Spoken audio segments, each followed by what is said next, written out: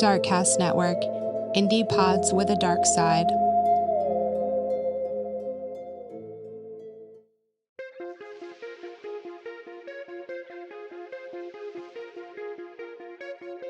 Hey little skeletons, I'm Gina.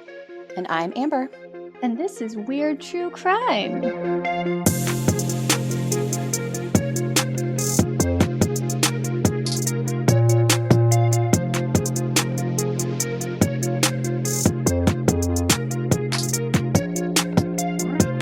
I have a bad habit of scrolling on my phone at night before I go to sleep. The other night, I was flipping through my photos and came across all the pictures of my 19-month-old nicknamed Tiny. And man, did it hit me in the feels. Certainly not enough to want another one, though. No, not going to happen. I swear, if my 10-year-old tosses her prepubescent sassy attitude at me one more time, I'm going to ground her until she's 30. And Tiny. Oh, man. 1 minute she's cuddling with me on the couch, and the next she's yeeting a hard plastic toy at my face. And she's got some strength on her for sure. That's enough birth control for me. Thank you. Yeah. I'm not looking forward to what the next few years are going to be like with all the girly hormones raging. You know what? I hear you, but raising boys is no walk in the park either. Okay? My 10-year-old has the attitude of a 16-year-old, eats nonstop, and outgrows his clothes every 2 months. He's 5 feet tall already, and 10, and I'm 5'6", so it shows you kind of like what we're looking out for there. And then the 7-year-old, he still acts like a toddler half the time, talks nonstop, and refuses to do things he can easily do himself. They may be turds to us, but they're respectful to their family members, teachers, and friends, so we must be doing something right, it seems. Let's just hope that our kids grow up to be decent humans and we never get a call like the one Stephen Pladl's mother received on April 12th, 2018. 3911, address of the emergency. Yes. My son just called me, and he told me oh my God, in North Carolina, he killed his baby, and he's in the house. Okay, you said that he told you he killed his baby? Okay, ma'am, listen to me. What's your name? Okay, tell me exactly what happened. He's not home. His wife broke up with him over the phone yesterday, and he told me, she's in New York, and he told me he was on his way. He called me last night and said he's on his way. He's going to bring the baby to her, and then he was coming back. And he said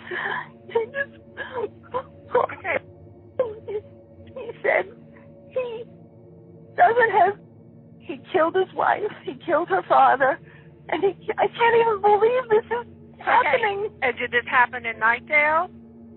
No, his wife and father are in New York. Okay, so the incident actually... he left the baby dead when he left. Okay, where did he leave the baby? Okay, he said it was in the... What's your son's name? What's his last name? Same as mine. When did this happen? He said he left last night. He called me, I forget, maybe about 7 last night, and said he was on his way to New York. He was going to bring to his wife and give it to her, and then he'd be back. And he called me this morning. I just got off the phone just a couple of minutes ago, and oh God, he told me to call the police, that I shouldn't go over there. Okay, so so your son is not there? No, the house is empty. He said he put a key under the front mat. A key to get into the house under the front mat. Did he say how he did it? Or what he did? No, and I didn't ask him. I didn't want to know. Oh my God. It's such a wonderful little boy. Okay, hold on just a second, okay? Okay. Hello? Okay, I'm still here. What I'm going to do is I'm going to go ahead and get you over to Raleigh Communications, okay? Let me talk first when I call, okay, so I can kind of give them an idea of what was going on, and then I'm going to let you speak with a telecommunicator, okay? All All right, hold on for me, okay? Okay.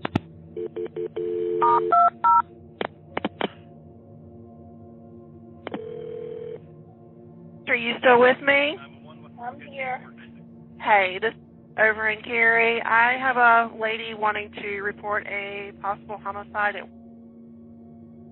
All right. And she states that she got a call from her son, was it this morning? Yes. This morning, stating that his wife had split up with him, and she was in New York, and that he killed left him upstairs at the residence. Just a moment, okay?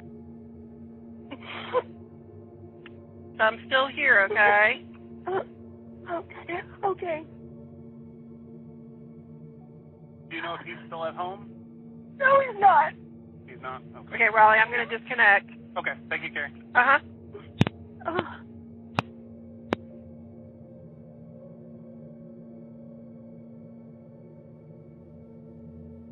It's heartbreaking to hear the sorrow in Grace's voice in that call.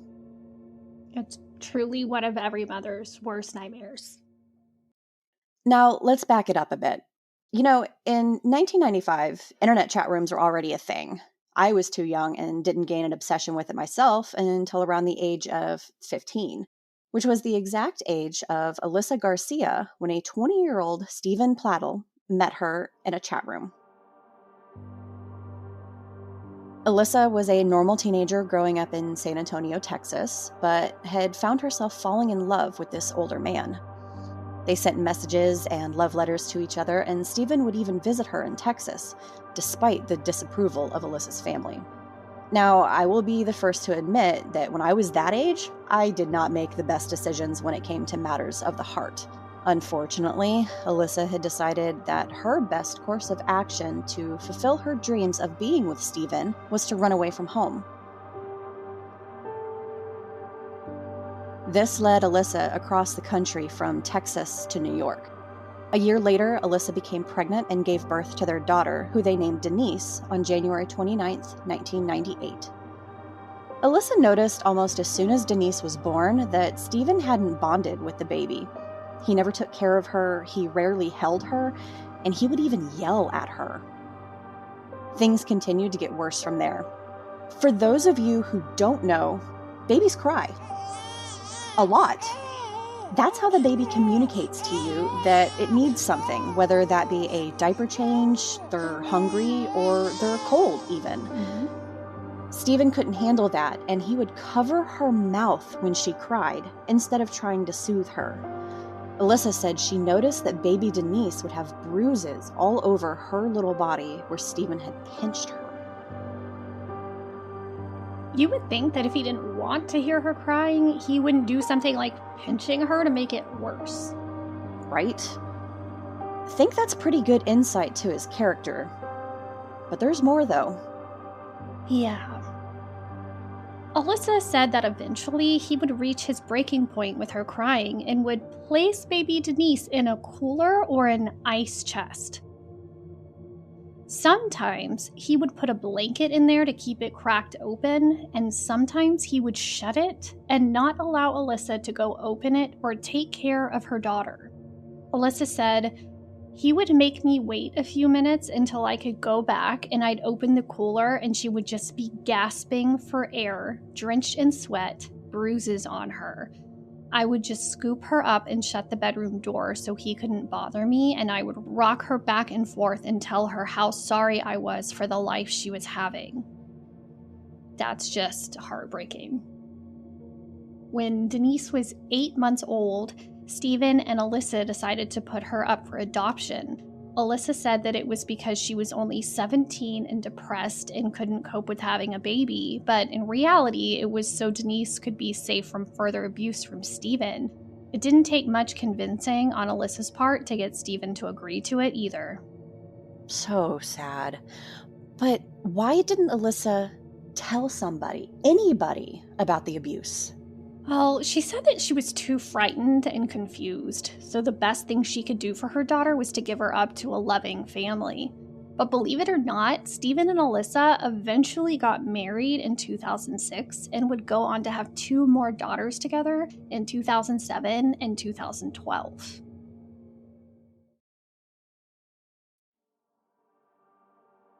They moved to Henrico, which is a suburb of Richmond, Virginia, where Steven was perpetually unemployed, and Alyssa was the main breadwinner of the house, sometimes holding multiple jobs to keep the family afloat.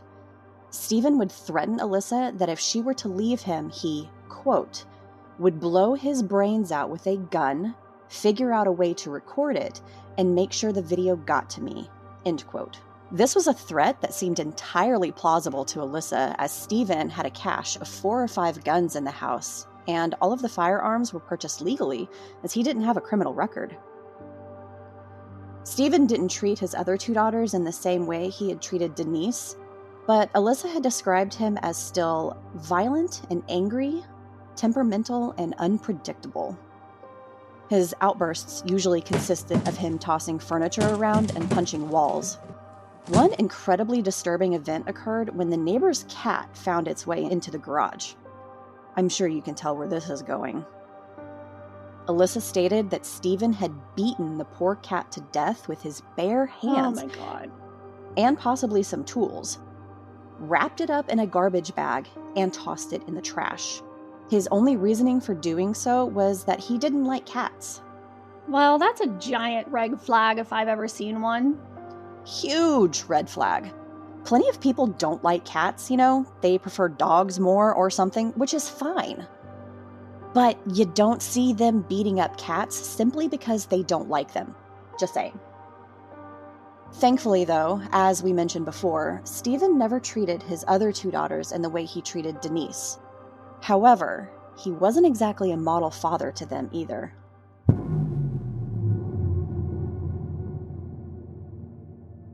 When one of his daughters was only 3 years old, she had an accident and wet herself. I mean, even after they're potty trained, this is a common occurrence with kids that young. Accidents happen. But Steven's response to his young daughter wetting herself was yelling and berating her instead of cleaning her up. Then he made her stand in the bathtub, still wearing her urine-soaked clothes. The poor little girl had to wait hours for her mother to come home. When Alyssa found her, she was shaking and crying and just said, quote, "Can I please come out now, mommy?" End quote. Honestly, this gives me chills. Like, just reading it out loud, again, like, just chills all over my body. Alyssa says there were other instances of Steven treating the girls poorly, and that every day she wishes she would have gotten them away from him sooner. She said, quote, "I was always on eggshells. Whatever his mood was, everybody knew, and that mood was often not happy, a lot of yelling, a lot of things smashed in the house, in front of our kids." End quote. Sad to say, though, that it would still be a little while before they were away from Steven Pladl. God, those poor girls. Poor Alyssa. Absolutely. I mean, she tried to protect them in any way she could from him while they were in that house with him, and at least she didn't have to protect Denise anymore.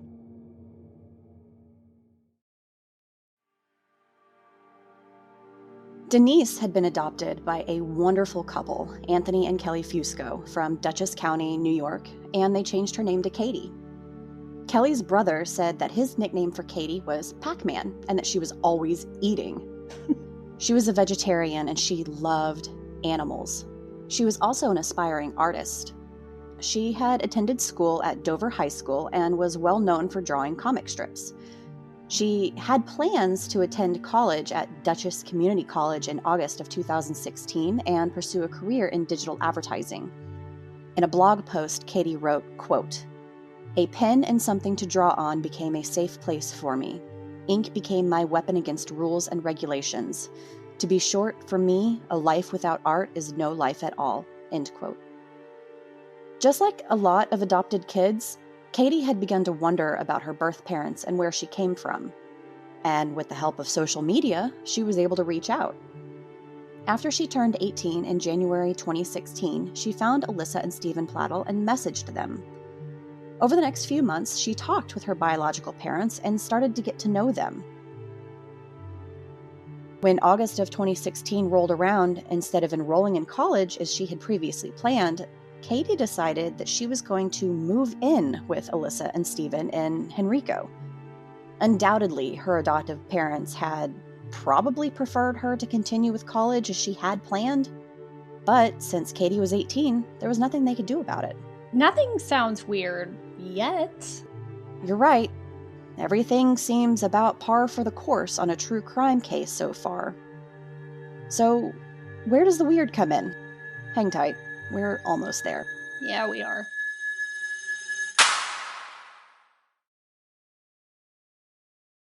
When Katie moved in with Stephen and Alyssa and her two sisters in August of 2016, everything seemed normal. Alyssa was overjoyed being able to get to know her oldest daughter after so many years, but unfortunately, the family wouldn't remain whole for very long. Stephen and Alyssa had already begun sleeping in separate bedrooms for some time before Katie had even moved in.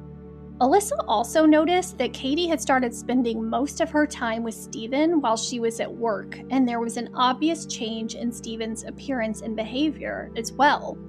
Before Katie moved in, Stephen looked like your typical dad. He wore his hair short, with some facial hair, t-shirts, and jeans. He began wearing trendy clothes like skinny jeans, shaved his facial hair, and grew his hair out longer. I guess to try to make himself appear younger. Alyssa found out that he had even started sleeping on the floor in Katie's bedroom, but when she confronted him about it, he dismissed that anything weird was happening and left the house with Katie. In November of 2016, Alyssa moved out of the house with the younger two girls while Katie remained behind with Stephen. Oh my god, what a creep. It sounds like he was starting to develop feelings for his own daughter after abusing her as a baby. Yep, there's the weird.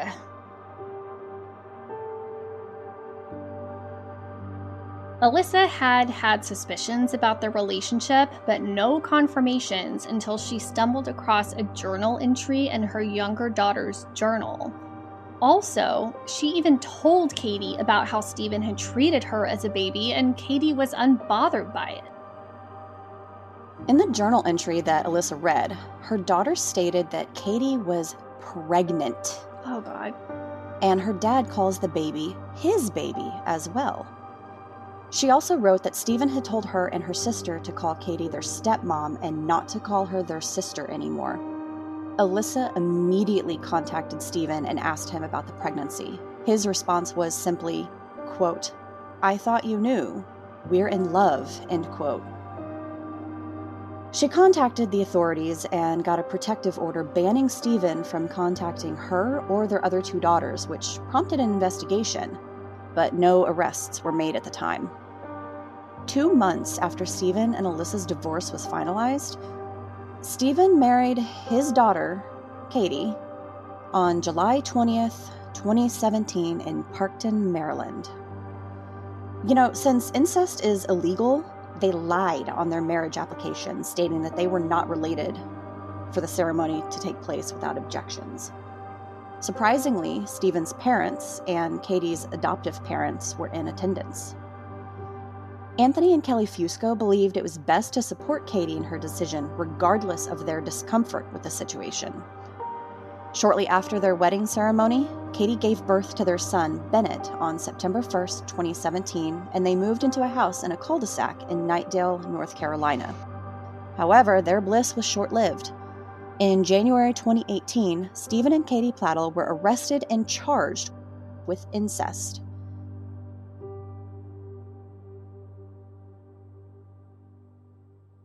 They were released on bond with the condition they have no contact with each other. Stephen's mother was granted custody of the baby, Bennett, and Katie moved back to New York with her adoptive parents, Tony and Kelly. Stephen's lawyer stated there was never any allegation that Stephen had pressured Katie into a relationship. He said, quote, "This case is an 18-year-old girl who shows up at the doorstep of a 40-year-old man who's going through difficult times with his wife. They have a bond because they're biologically related, but they never knew each other before they had a sexual relationship. He was head over heels in love with her, so much so that outweighed the issue of them being biologically related." End quote. So, since they were no longer allowed to see each other, they ended their relationship, right? Well, Katie did call Stephen and end their relationship, but considering the events that were about to unfold, he clearly did not take that information very well. So, Katie routinely visited her adopted grandmother in Waterbury, Connecticut on Tuesdays and Thursdays, and Stephen knew this. On the morning of April 12th, Katie left with her adoptive father, Anthony, to travel to Waterbury.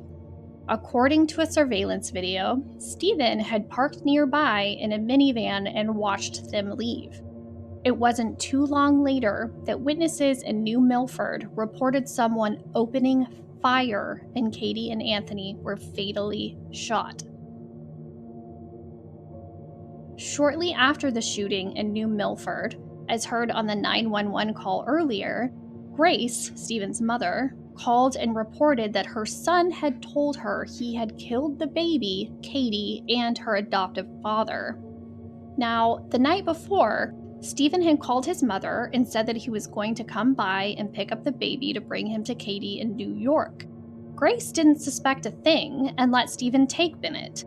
Before Stephen made the drive from the home he had previously shared with Katie, he ended his own son's life and left the body in a closet, which the police would discover later. When he found Katie and Anthony stopped at a stop sign, he opened fire on them both with one of his previously mentioned guns, an assault-style weapon similar to an AR-15. Police found his minivan back in Dover, where they discovered Stephen Pladl had taken his own life with a self-inflicted gunshot wound. In later interviews with Alyssa, she stated in reference to Stephen, quote, "He had an obsession with guns. He had been an outcast in school.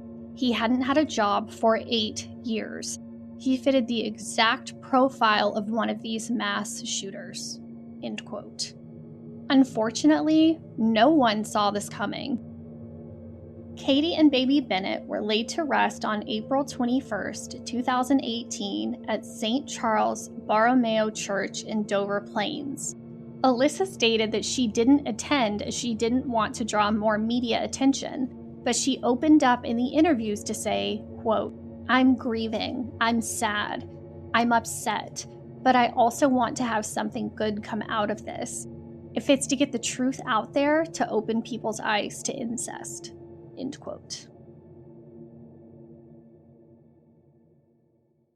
This case is next level weird. We try to keep our opinions out of the serious topics we cover on the podcast, but it's hard to keep our mouths shut sometimes. Without getting on a soapbox, I just want to say, while Stephen Pladl is an absolute piece of shit, it seems like several people are guilty of failing to act, speak up, or alert authorities to the situation. Katie may have been an adult, but we're talking about incest here, which is illegal and just morally wrong. I understand wanting to support your child, but sometimes it's necessary to object or intervene when their safety and well-being are at stake. And that's all I'm going to say about that.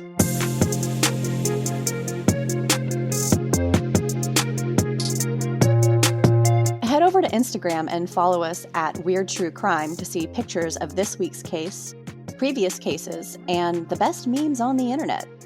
We also have a Facebook group. Join the Weird True Crime podcast group to chat with us and other listeners. If you love what we're doing over here in our little corner of chaos, leave us a 5-star rating and review on your favorite podcast app. If you can't leave a review on the app, send it to our email, weirdtruecrime@gmail.com. We'd love to start doing listener story episodes, so write in your true crime, spooky, or otherwise weird tales. Next week, we're lightening things up again with another What the Fuck Wednesday. Until next time, stay safe. Make good choices. Bye.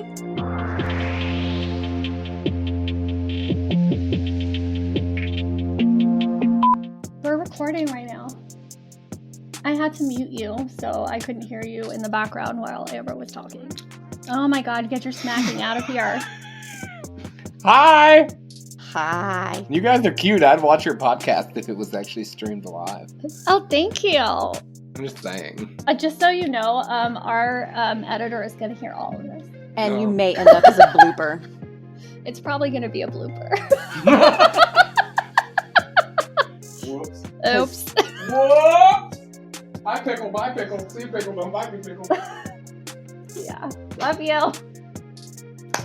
And that was Corey. Sorry, that was my husband. Okay.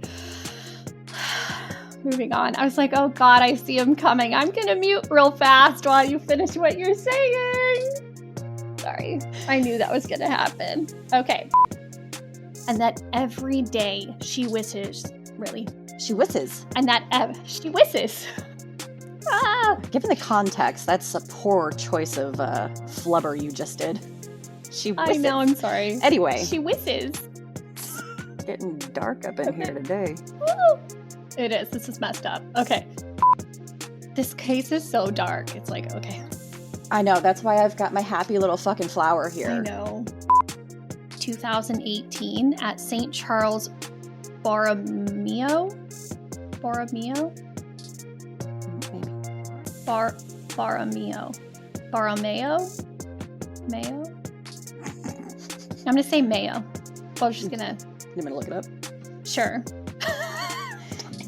Google. We should have... We didn't do our name check.